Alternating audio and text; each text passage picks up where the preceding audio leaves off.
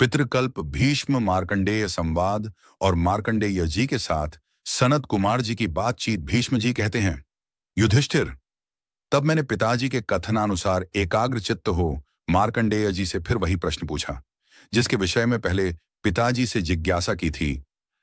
तब महातपस्वी धर्मात्मा मार्कंडेय जी मुझसे कहने लगे, निष्पाप भीष्म, मैं तुझसे सब बात कहता हूं, तू सावधान होकर सुन।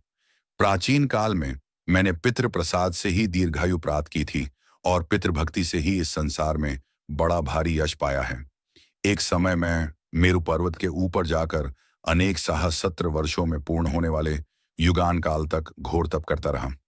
इसी बीच मैंने एक समय पर्वत के उत्तर की ओर से एक बड़े भारी विमान को आते हुए देखा। वह अपने तेज से संपूर्ण आकाश को प्रकाशित कर रहा था।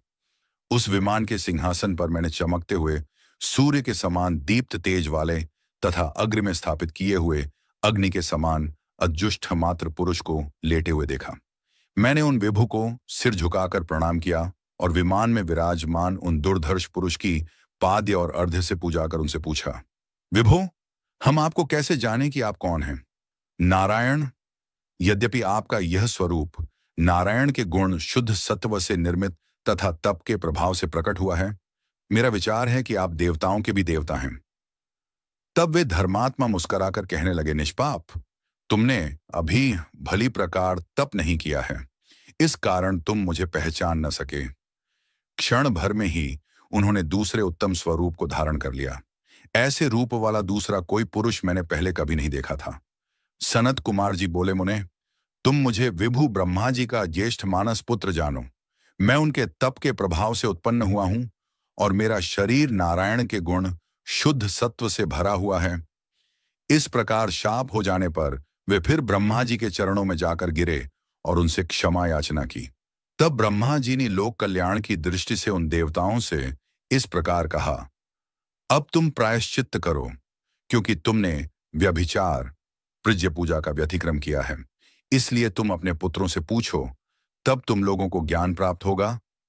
तब देवताओं ने दुखी होकर अपने पुत्रों से प्रायश्चित्त कर्म के विषय में पूछा। फिर तो वे जितात्मा पुत्र बहुत सोच विचार कर उनसे बोले, धर्म ज्ञान में निपुण पुरुषों का कहना है कि वाणी, मन और कर्म से तथा नेत्रों से भी सदा प्रायश्चित्त होता है। अतः देवताओं, तुम प्रायश्चित्त के तत्व को जानकर सचेत हो जाओ। फिर पुत्रों ने उनसे कहा कि पुत्रों, अब तुम जाओ। तब वे देवता पुत्रों द्वारा पुत्र कहे जाने पर अपनी निंदा समझते हुए तथा पुत्रों से भी अभिशप्त होकर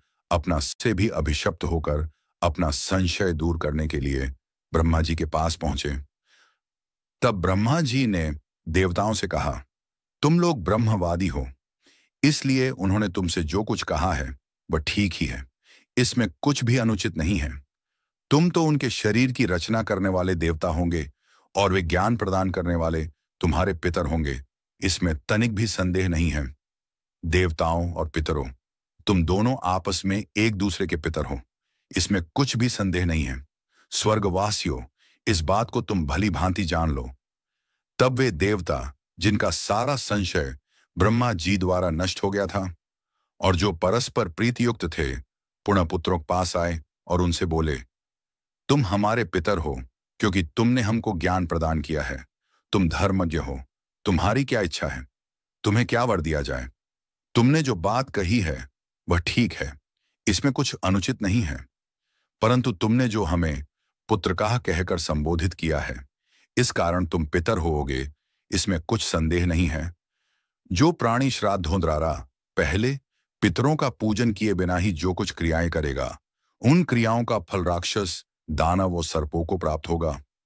तुम दिव्य पितर हो, तुम्हारे द्वारा श्राद्धों से परिपुष्ट किया गया लौकिक पितर स्वयं तृप्त हो अपने अधिदेवता सोम की वृद्धि करेंगे।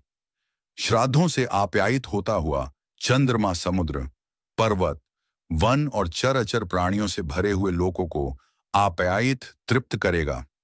जो मनुष्य पुष्टि पाने की इच्छा से श्राद्ध करेंगे, पितर उनको सदा पुष्टि और संतान देंगे।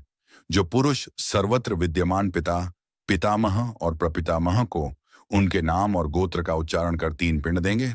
श्राद्ध दान से तृप्त हुए वे पितर उनकी सदा वृद्धि करेंगे। परमेष्ठ ही ब्रह्मा जी ने पहले ही ऐसी आज्ञा दी है। स्वर्गवासियों, उनका वचन अब सत्य हो, हम सब परस्पर पुत्र और पितर हैं। सनत कुमार जी ने कहा, मुने, जो देवता हैं वे ही पितर हैं, और जो पितर हैं वे ही देवता हैं। इस प्रकार ये देवता और पितर आपस में एक दूसरे के पिता और पूज्य हैं। योआना ने